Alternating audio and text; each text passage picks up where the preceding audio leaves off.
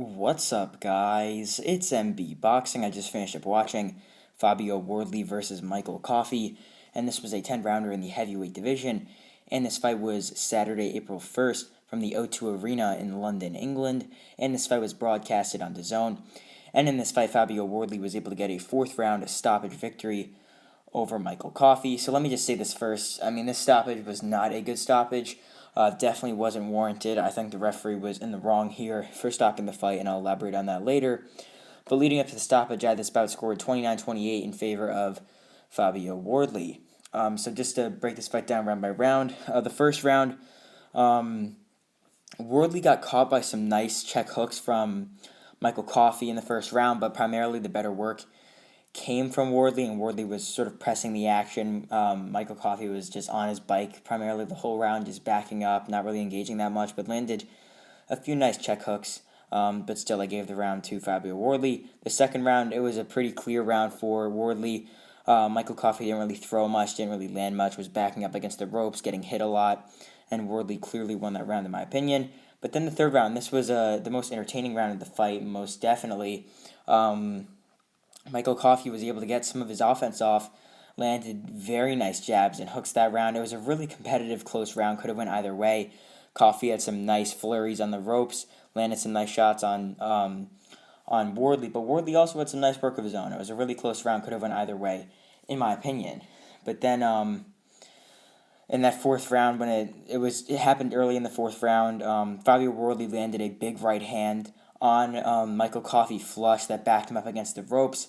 Michael Coffie stayed in the ropes, tried using head movement, moving around. Wardley was throwing big combinations. Some of them were landing, some of them weren't. But the thing is, Coffie didn't really look like he was in peril. Didn't really look that hurt. He wasn't like wobbled. Didn't look like he was going to go down. He was taking some decent shots from Wardley, but I don't think it was warranted for the referee to step in after those combinations from Wardley on the ropes. But still, I mean, Fabio Wardley probably still would have won this fight. And I know I'm not going to say, oh, this fight's justified in the way the ref stopped it because Wardley would have won. I'm just saying Wardley most likely would have won based on how the fight was going. But, I mean, the referee he just shouldn't have stopped it right then and there. Because possibly it could have given Wardley even a better look if he could have really hurt Michael Coffie if he continued that burst of offense he had where he was throwing shots on the ropes.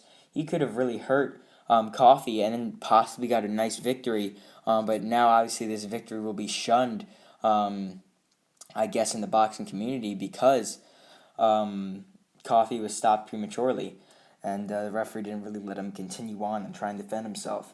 But still, nonetheless, this is a stoppage win for Fabio Wardley. He's still undefeated, and this goes into question what is next for him. I mean, this was just, a fight that he was expected to win. I mean, it's just like when he was fighting, like Eric Molina, like guys like that, like guys that he would beat pretty handily, pretty easily on paper. But I think for Fabio Wardley, he should step it up a bit. I want to see him continue on to move up in the rankings, move up in his competition that he is facing. So I think in his next fight, he should definitely face some better competition than what he's used to facing, because obviously if you're going to want to get to that world title shot and the world stage, you're going to have to continue moving yourself up, and that's what I think he will be doing in his next fight. But as for Michael Coffie, losing here for the fourth time in his career, I mean, he's really had a tough, past, I guess you could call it a year and a half. It's been, he lost to Jonathan Rice in the summer, I believe it was summer of 2021, by stoppage. Then he lost to Jonathan Rice in the beginning of 2022, then lost by stoppage to Gergen Hovhannissian later on in 2022, and then now losing by stoppage to Fabio Wardley in the early part of 2023. So, I mean, yeah, Michael Coffie, I mean, really, he's almost done with his career, I guess you could say. He's 35 years old. Maybe he might even be 36 right now. Might even be older.